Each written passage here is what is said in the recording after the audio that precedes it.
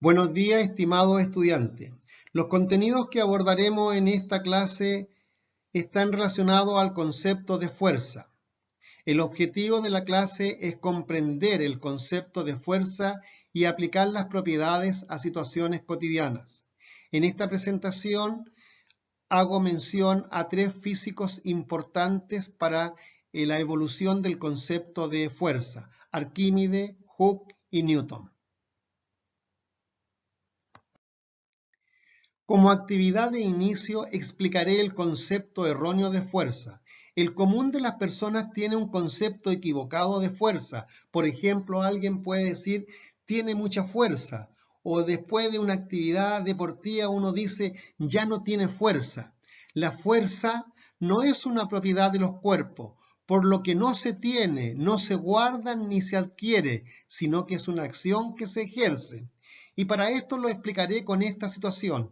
Tenemos acá una competencia de tirar la cuerda de una persona con un trío.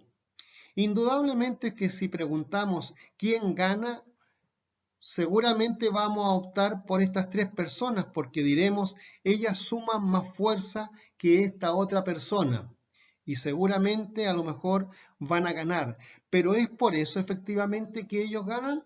La verdad es que no. Por ejemplo, si a esta persona se le ocurre ponerle patines a cada una de estas personas, ¿se producirán los mismos efectos? Por lo tanto, la fuerza no es una propiedad, es una acción que se ejerce. ¿Qué es una fuerza? La fuerza es la causa del movimiento de los cuerpos y de las variaciones de éste. Es también la causa de la deformación y ruptura de un cuerpo. Un cuerpo en reposo, por efecto de una fuerza, se puede poner en movimiento y si está en movimiento puede aumentar la velocidad, disminuirla o cambiar de dirección. En esta situación explico cada uno de estos dibujos. En el primer caso hay una ruptura, por lo tanto hay una acción de una fuerza que ha generado la ruptura del espejo. En la próxima situación tenemos una cuerda que se ve que como consecuencia de la tensión está pronto a romperse. En esta situación tenemos una torsión, también es una acción de una fuerza, está generando una deformación en ese cuerpo. En este caso, un cuerpo que está en reposo como consecuencia de esta actividad traviesa puede ser puesto en movimiento. De igual forma, en este caso, tenemos acá que la deformación de este arco le ha permitido entonces adquirir una cierta energía que le puede permitir entonces salir impulsado a una gran velocidad, es decir, un cuerpo quieto es puesto en movimiento. En este caso, un cuerpo quieto como consecuencia del puntapié puede ser puesta esta pelota en movimiento. Y en este caso que pudiese pensar alguien que no hay fuerza presente, sí, el solo hecho que esté sosteniendo a ese cuerpo está contrarrestando la acción del peso de ese cuerpo, por lo tanto, ella está ejerciendo una fuerza para contrarrestar la acción del peso. Elemento de una fuerza. La fuerza es una magnitud de tipo vectorial, por lo que ésta se representa por un vector. El vector es un ente matemático que se utiliza para representar ciertas magnitudes físicas llamadas magnitudes vectoriales, las que se representan por medio de flechas. ¿Cuáles son estos elementos? Primero, punto de aplicación. Es el punto donde se aplica o actúa la fuerza. En física, los cuerpos se acostumbran a representar como si fuesen un punto, que comúnmente corresponde al centro de masa o al centro de gravedad. Aquí tenemos a un individuo que está ejerciendo una fuerza sobre ese cuerpo y esa fuerza la representamos por una flecha, no de la posición donde están sus manos, sino que de un punto representativo de todo el cuerpo que está siendo sometido a esta fuerza y ese es el punto de aplicación. Por lo tanto, desde aquí se va a extender la flecha, este corresponderá el punto de aplicación. Número 2, la dirección o recta de acción. Es la recta que tiende a seguir el punto de aplicación al trasladarse la fuerza. La dirección también se puede expresar en función de un ángulo. En este caso, como es un desplazamiento horizontal, no hacemos una consideración respecto a ángulo, pero si la fuerza se hiciera en otra dirección, por ejemplo acá, aquí necesitaríamos representar esa fuerza a través de un ángulo respecto a la horizontal. Entonces, esta vendría a ser la dirección. En este caso, la dirección es horizontal. Y el número 3, sentido, se refiere hacia dónde va dirigida la fuerza, la que queda representada por la punta de flecha. Es decir, aquí es horizontal, pero no hacia acá, sino que en esa dirección, la punta de flecha me indica hacia dónde se está ejerciendo una fuerza. En física, este concepto de punto de aplicación, que aquí quiero poner énfasis con estas dos situaciones, es de enorme importancia. Por sobre todo, por ejemplo, en un vehículo tiene que ver con el equilibrio del vehículo. Si es que este viaja por un camino que tiene una cierta inclinación al que se llama peralte, ese vehículo en algunas situaciones podría volcarse. ¿De qué va a depender si ese vehículo se va a volcar o no? Tiene que ver fundamentalmente con el centro de masa. En este vehículo el centro de masa está en esa posición estimativamente, por lo tanto si acá tenemos el peso, hay una fuerza que como consecuencia de esta inclinación tiende a tirarlo en esa dirección.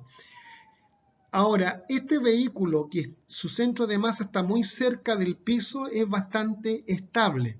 Sin embargo, en esta situación, un camión que estoy representando acá, como está cargado, su centro de masa se hace más alto aún, entonces el centro de masa está prácticamente saliendo del eje de los neumáticos. Por lo tanto, aquí hay un alto riesgo que este vehículo se vaya a volcar.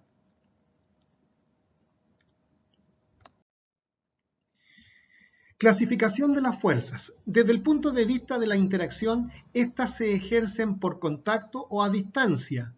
Por contacto hay una relación física entre el cuerpo que está empujando acá, la persona que está empujando, y este cuerpo. Aquí estamos en una fuerza por contacto. ¿Ya? Hay una relación física directa entre los dos cuerpos. En cambio, la fuerza a distancia son aquellas que se ejercen a cierta distancia, como por ejemplo, en este caso tenemos la fuerza magnética. No hay un contacto físico entre el imán y los clavos, y sin embargo sí se manifiesta una fuerza entre ellos. Ahora, ¿habrá otra fuerza más en la naturaleza de tipo a distancia? Sí. Existen también las fuerzas gravitacionales. La relación que existe entre la Tierra y la Luna es una fuerza gravitacional que mantiene a la Luna ligada a la Tierra, y a su vez la Tierra está ligada por una fuerza gravitacional al Sol. La fuerza electromagnética en general también son fuerzas a distancia. Las fuerzas nucleares fuertes y débiles son también fuerzas que son a distancia. Otra forma de clasificar a las fuerzas también está en relación al tiempo de interacción. Puede ser un tiempo muy breve o puede ser un tiempo considerable, instantáneas o constante. En este caso tenemos un tiempo apreciable. ¿Cuánto? Lo suficiente que uno lo puede cuantificar. En este caso puntual, yo me estoy refiriendo acá con este dibujo a una fuerza instantánea, es decir, el tiempo que está en contacto el pie con la pelota es extremadamente breve. ¿Ya? Sería esta una fuerza instantánea del puntapié a la pelota. En cambio, en esta situación es una fuerza, digamos que es de tipo constante. ¿Ya? Es un tiempo apreciable en la cual ella se manifiesta. Ley de Hooke. La ley de Hooke establece que la deformación que experimenta un resorte es directamente proporcional al módulo de la fuerza que se aplica. Módulo se está refiriendo al tamaño de la fuerza. Acá yo estoy representando en este esquema un individuo acá está frente a un espejo, a un resorte, perdón, que está fijo a un sistema, entonces él está acá en una posición 0.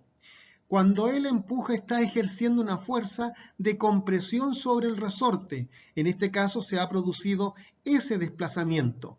Como consecuencia de esta fuerza de acción que está provocando ese desplazamiento, el resorte está reaccionando con una fuerza restauradora.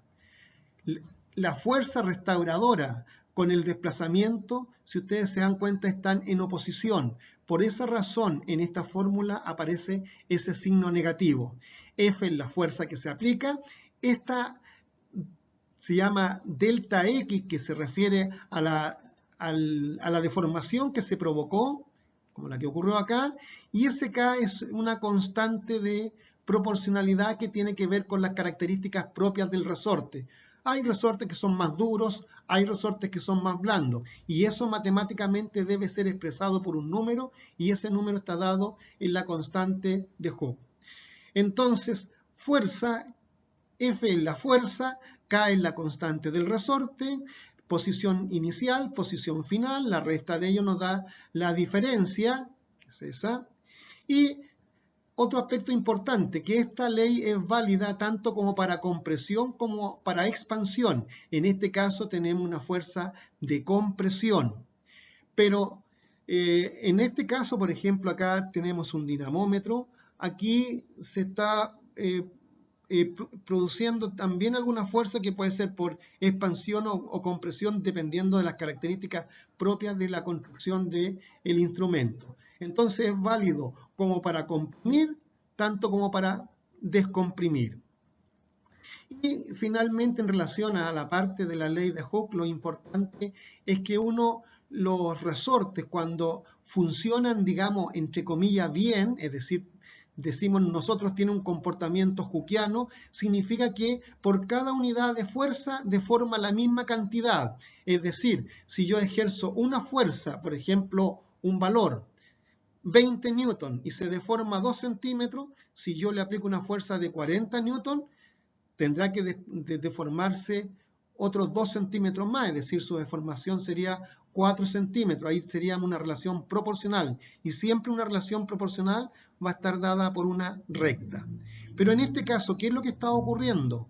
Aquí yo estoy representando un problema que se llama una fatiga del resorte, es decir, cuando uno lo somete a una fuerza muy extensa, no tiene ese comportamiento hookeano como acostumbramos a llamar. ¿Ya? En los vehículos muchas veces los resortes se fatigan con el uso a través del tiempo. Masa y peso. Estos dos conceptos comúnmente son confundidos por las personas, pero son conceptos diferentes. La masa se refiere a la cantidad de materia que posee un cuerpo. En cambio, el peso es la fuerza con que la Tierra atrae a un cuerpo que está en su superficie o próximo a esta. Es decir, ¿qué quiero decir esto? Si un cuerpo está muy lejos de la Tierra, va a disminuir considerablemente el peso hasta incluso poder llegar a no pesar. La masa es invariable, lo que significa que la masa de un cuerpo en cualquier lugar siempre es la misma, pero el peso es variable. Acabo de indicar antes que yo puedo variar el peso. De hecho, un cuerpo que esté en la superficie de la Tierra no pesa lo mismo si uno está en la superficie de la Luna, porque el campo gravitacional de la Luna es considerablemente menor, prácticamente la sexta parte. Por lo tanto, nuestro peso sería la sexta parte en la Luna. Si usted tiene un peso de 60 kilogramos peso, en la Luna usted pesaría 10 kilogramos peso. La masa se mide directamente por medio de la balanza. Acá tenemos una balanza. En cambio, el peso se mide a través de un dinamómetro, es decir, un instrumento que funciona en base a un resorte, como lo he explicado en la presentación anterior. La masa se expresa en unidades tales como el gramo, el kilogramo, podríamos mencionar otros, tonelada, por ejemplo. En cambio, el peso es una unidad, se expresa en unidades de fuerza, como es el newton o el kilogramo fuerza. La masa es una magnitud escalar, es decir, tiene una cierta orientación. La masa es una magnitud escalar, no tiene una orientación. En cambio, el peso sí tiene una orientación, es una magnitud vectorial. ¿Y cuál es la orientación? Hacia abajo, verticalmente hacia abajo, es decir, hacia el centro del planeta.